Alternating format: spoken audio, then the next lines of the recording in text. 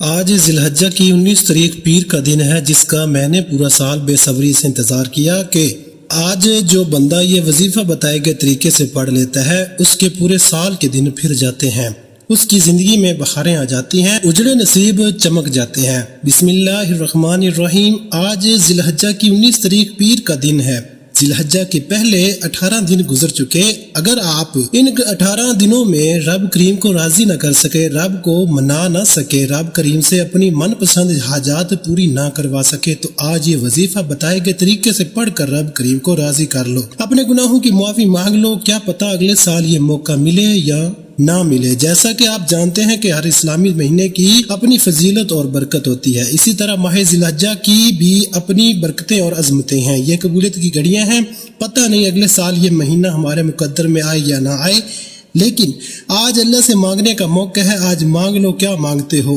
اگر آپ کاروبار کی وجہ سے پریشان ہیں، کاروبار ٹھیک طرح سے چل نہیں رہا، آپ نوکری کی وجہ سے پریشان ہیں، آپ کو کوئی بھی بڑی سی بڑی پریشانی ہے، بڑی سی بڑی تنگ دستی ہے، نجات کے لیے آج یہ وظیفہ پڑھتے ساتھ ہی آپ کی تمام تنگ دستیاں ختم ہو جائیں گی، پریشانیاں ختم ہو جائیں گی، حاجات غیب سے پوری ہو جائیں گی، کیونکہ آج کا وظیفہ خاص طور پر ان کے لیے ہے جو کہتے ہیں کہ ہم دن رات محنت کرنے کے باوجود پریشان ہیں، کامیابی نہیں مل رہی، کاروبار بند ہو چکا ہے، ہر طرف پریشانی ہے، ہمارے گھر میں جوان بیٹیوں کے رشتے نہیں ہو رہے۔ آج اس عمل کو کرنے کے بعد فرشتے خود چل کر آئیں گے۔ اگر کوئی ہم مقروض ہے، قرض بہت زیادہ ہے، ختم ہونے کا نام نہیں لیتا، تو قرض سے مکمل نجات کے لیے آج یہ وظیفہ پڑھ لو۔ آج اگر کوئی ایک نئی زندگی کا آغاز کرنا چاہتا ہے، ایک ایسی زندگی جس میں نہ کبھی کسی کے سامنے جھکنا پڑے، نہ کبھی کسی کے سامنے مانگنا پڑے، نہ در در کی ٹھوکریں کھانی پڑیں، آج یہ خاص وظیفہ لازمی پڑھیے گا۔ یہ وظیفہ پڑھنے والا کبھی کسی کا محتاج نہیں رہتا۔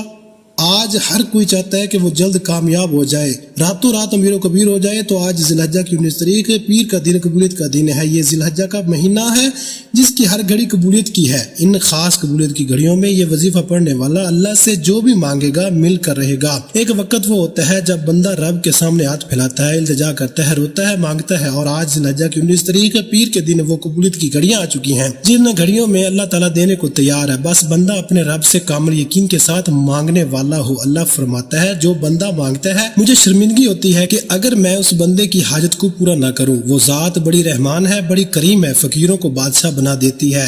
جو ذات اتنی کریم ہے کہ پتھر میں کیڑے کو غذا دینے پر قادر ہے، آسمان سے بارش برسانے پر قادر ہے، کیا وہ آپ کی اور میری حاجات کو پورا نہیں کرے گا؟ بس اتنا کہوں گا کہ آج اس عمل کو کسی صورت مت چھوڑیے گا۔ اس عمل کو پڑھ کر لاکھوں لوگوں نے اپنی تقدیر کو بدل لیا۔ اگر آپ بھی اپنی تقدیر کو بدلنا چاہتے ہیں، اگر آپ غربت میں، تنگ دستی میں ہیں، بے روزگاری میں، ساری دنیا نے، سارے زمانے نے آپ کو ٹھکرا دیا، تو آج رب کریم کی ذات پر کامل یقین اور بھروسہ کرتے ہوئے اس عمل کو بتائے گئے طریقے سے پڑھیے گا۔ انشاءاللہ پھر جو معجزہ ہوگا وہ ساری دنیا دیکھے گی۔ آپ چاہے پاکستان سے ہیں، سعودی عرب سے ہیں، بنگلہ دیش، نیپال، عمان، جاپان، دنیا کی کسی بھی کونے سے آپ کا تعلق ہے، جب بھی آپ کے ملک میں ذی الحجہ کی 19 تاریخ پیر کا دن آ جائے تو آپ نے یہ وظیفہ لازمی پڑھنا ہے۔ کسی بھی قسم کی لاپرواہی نہیں کرنی۔ آج لاپرواہی کرو گے تو پورا سال پچھتانا پڑے گا۔ آپ دکان پر ہیں، دفتر میں ہیں، کاروبار میں ہیں، سفر میں ہیں، جس کو جب جہاں جیسے وقت مل جائے یہ وظیفہ لازمی پڑھنا ہے۔ اس وظیفے کا آج تک جس کو بتایا رب کریم نے مالا مال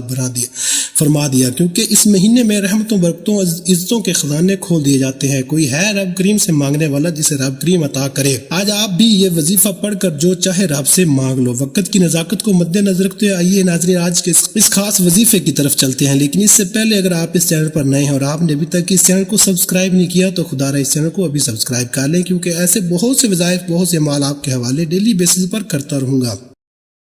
اب عمل کو ذرا دھیان اور توجہ سے سمجھ لیں۔ آج 19 ذی الحجہ پیر کا پورا دن، پوری رات آپ کے پاس موجود ہے۔ آپ کسی بھی نماز کے بعد جب جہاں جیسے آپ کو وقت مل جائے، باوضو مصلی پر بیٹھ کر آپ نے نبی کریم رؤوف الرحیم صلی اللہ علیہ وسلم کی ذات پاک پر 3 بار درود پاک پڑھنا ہے۔ درود پاک آپ کوئی سا بھی پڑھ سکتے ہیں۔ آپ مختصر اور آسان سا درود صلی اللہ علیہ محمد پڑھ لیں، آپ صلی اللہ علیہ وسلم پڑھ لیں، یا پھر آپ نماز والا درود ابراہیمی پڑھ لیں تو یہ سب سے بہتر ہے، کیونکہ درود ابراہیمی کی فضیلت و برکت سب سے زیادہ ہے۔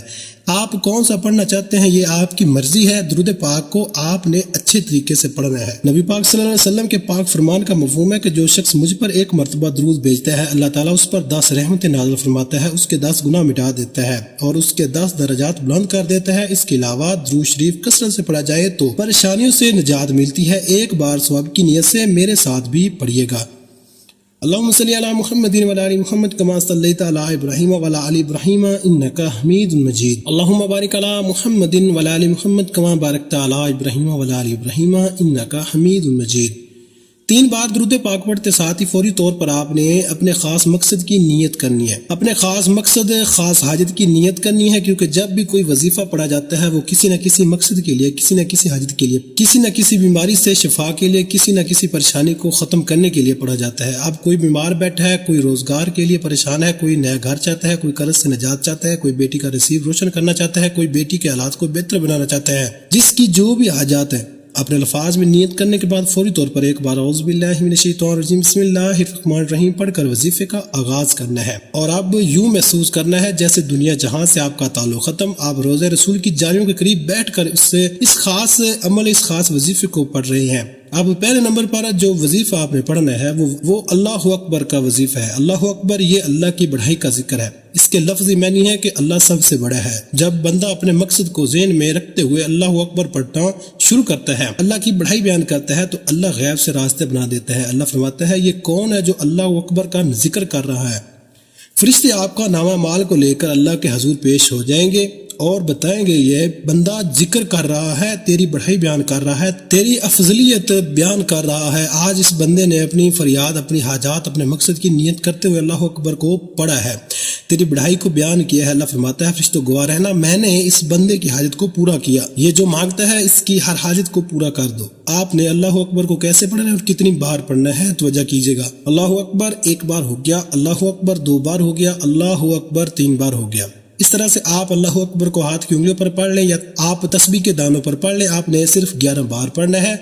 یہ رب کا معجزہ ہوتا ہے، یہ رب کی شان ہوتی ہے کہ جب وہ دینے پر آتا ہے تو نہ ہی شکلیں دیکھتا ہے نہ ہی اعمال دیکھتا ہے، چھپڑ پھاڑ کر عطا فرماتا ہے۔ جو لوگ اللہ کی بڑائی بیان کرتے ہیں تو اللہ 70 رزق کے دروازے کو کھول دیتا ہے، اللہ راستوں سے رکاوٹوں کو ہٹا دیتا ہے، بندشوں کو توڑ دیتا ہے، پھر بندہ جس طرف قدم بڑھاتا ہے کامیابیاں مقدر ہو جاتی ہیں، جس چیز میں ہاتھ ڈالتا ہے وہ سونا ہو جاتی ہے، وہ جو ساری عمر نہ مل سکا آج اللہ اکبر کو پڑھتے ساتھ ہی مل جائے گا۔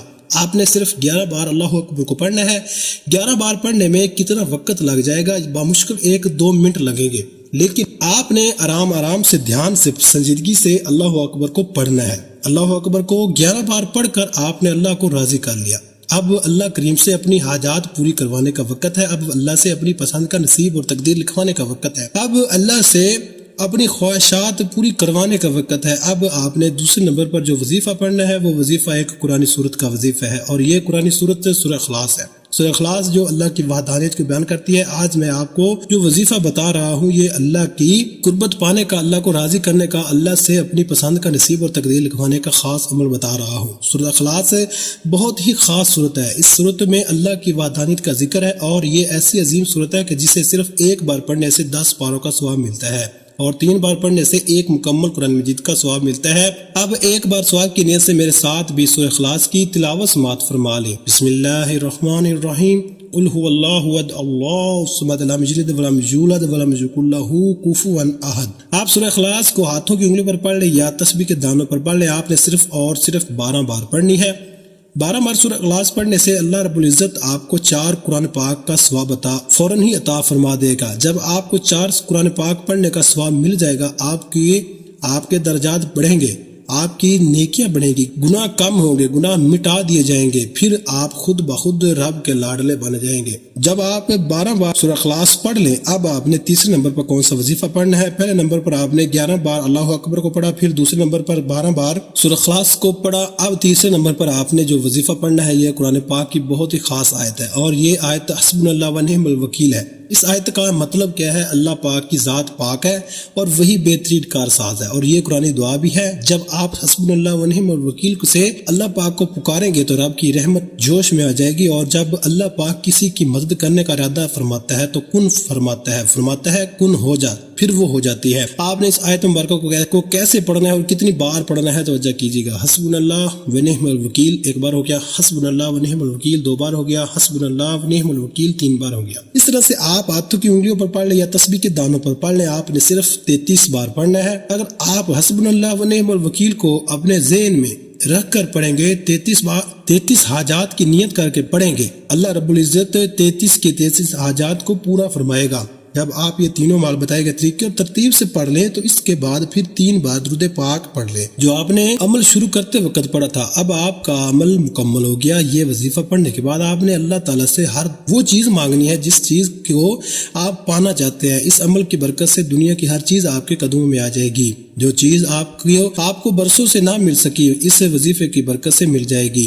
اس عمل کو آپ آج کم از کم 1 دن ضرور کریں۔ 1 دن میں ہی آپ کے مقاصد پورے ہو جائیں گے، حاجتیں پوری ہو جائیں گی، آپ کی دعائیں بارگاہ پروردگار میں قبول ہو جائیں گی۔ اور ہمیں اللہ تبارک تعالیٰ سے مانگتے ہی رہنا چاہیے، ہمیں کبھی بھی شکوہ نہیں کرنا چاہیے۔ ہم وہ مانگتے ہیں جو ہمارے لیے اچھا ہوتا ہے، اللہ تبارک تعالیٰ ہمیں وہ عطا فرماتا ہے جو ہمارے لیے اچھا ہوتا ہے، اس لیے ہم مانگتے رہیں۔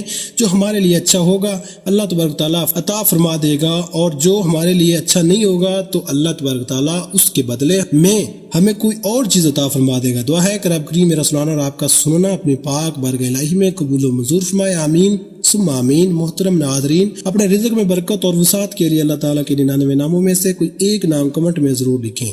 اللہ تعالیٰ ہم سب کا حامی ناصر ہو، آمین۔ السلام علیکم ورحمۃ اللہ وبرکاتہ۔